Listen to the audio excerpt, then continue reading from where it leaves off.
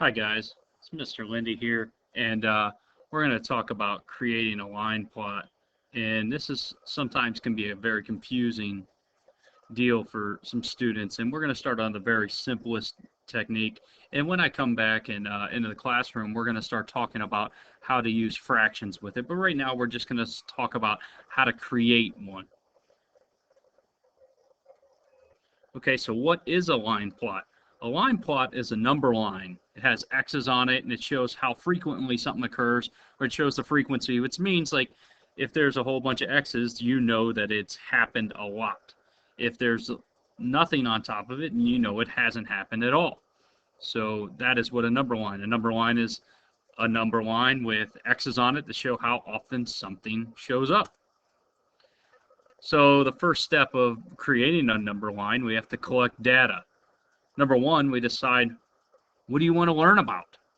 Do you want to learn about how many times somebody can jump in a minute? One of the things that we're going to do in a second is how many letters are in your first name. And then you decide what you're going to do. Then you create a survey to ask that question. So the survey is just a simple thing on a paper and has the question. Let's see, number three, you give the audience answers to choose from, or you choose to complete an experiment. You can say, hey, look, I'm going to give you 5 choices and you pick one of the 5. You can do what I'm going to do is I'm going to say, hey, how many letters are in your first name? Or you can do an experiment. Anyway is a great way to to collect data. And then you are definitely going to mark down your answers on a piece of paper. We're not going to try to memorize a whole classroom. Next is survey time. I want to know how many letters are in your first names. So I make a quick survey on a paper and question each person in the class. My question simply asks, how many letters are in your first name? I write down the data on a sheet of paper. Here you go. You can see at the top left, survey by Mr. Lindy. It says, how many letters are in your first name? And you can see I took the time to go around the room and I talked to every single person in the room. You notice Brandon has 7, Julian has 6, Abby has 7, Lauren has 6, Sebastian has 9, Gage has 4, Ethan has 5, and so on and so forth. So if you look at them, there's all the numbers of letters in your first names. We go to the second one right here. You notice that I have taken a list and I put the numbers that are now in blue by the names and I put them in order. You notice the 4, so you have Paul, Gage, and Jack have 4 letters in their name, and they're at the bottom in the very beginning. I put them all in order from least to greatest. You notice that CJ, or Christopher, as his name says, has 11. So now they're all in order, and now we're getting ready to start our number line.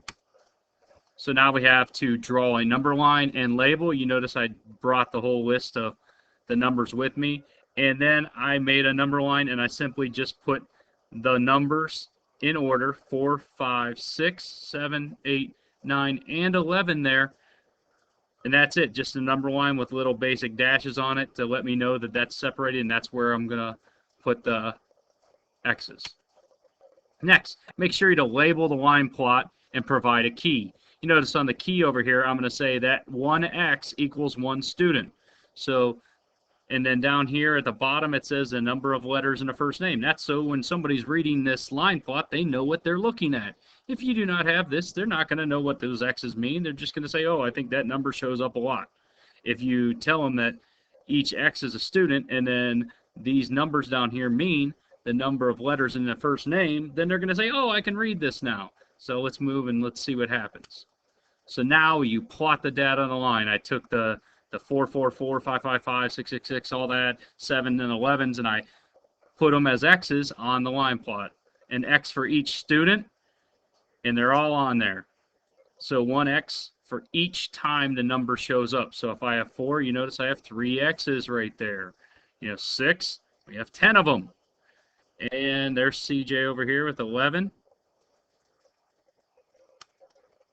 Then we get to analyze the data. That's the last thing that you do. Analyzing the data is basically you look at it and you start to make sense of what we're looking at. So the first question I have is, what is the most common amount of letters in a name? Well, how do I figure that out? I go down, I look at this line plot, and I say, which one has the most X's? That is the one with the most common, or the most people that represent 6 letters in a name. You notice that 6 has 10, so you have 6 letters in a name, shows up the most in our class. 10 people in our class have 6 letters in their name. Then you can also go to, in this class, what is the most amount of letters in a name? Well, the most amount of letters is Christopher, and it's 11 over here. And then what is the least? Well, we have 3 people that have 4 letters in their name, and they're right over here on the number line. So, you can get all kinds of different data here. You can add different ones up. They can ask you anything, but just from that little bit of information that I walked around and got from the classroom, I can easily put together a simple line plot like this. So in review, first thing you do is you have to collect data, or you decide what you want to do and collect the data. You can do a survey or an experiment. And number 2, you put the data in order. Remember, it's always important, it has to be in order, from least to greatest, just like on a number line. Number 3, you create and label the number line. Also remember that you should put a key in there. Next, you need to plot the data. All right, so I used X's. I put an X for each student with how many letters were in their name. And last is analyze the data. Hey, what does this mean? What does it mean to me? If I just have a whole bunch of X's all over the place, nobody knows what it means. So if we put up some questions and we say, hey, look, who has the most letters, which number has the most letters in their name? There's different things we can do. Who has the most, who has the least? What is the one that occurs the most often? Those are very good questions, and that are easily answered on a line plot. Okay? And last, now you need to make a survey. You need to try one on your own. So good luck. This is Mr. Lindy. How you guys doing? And I will see you in a few.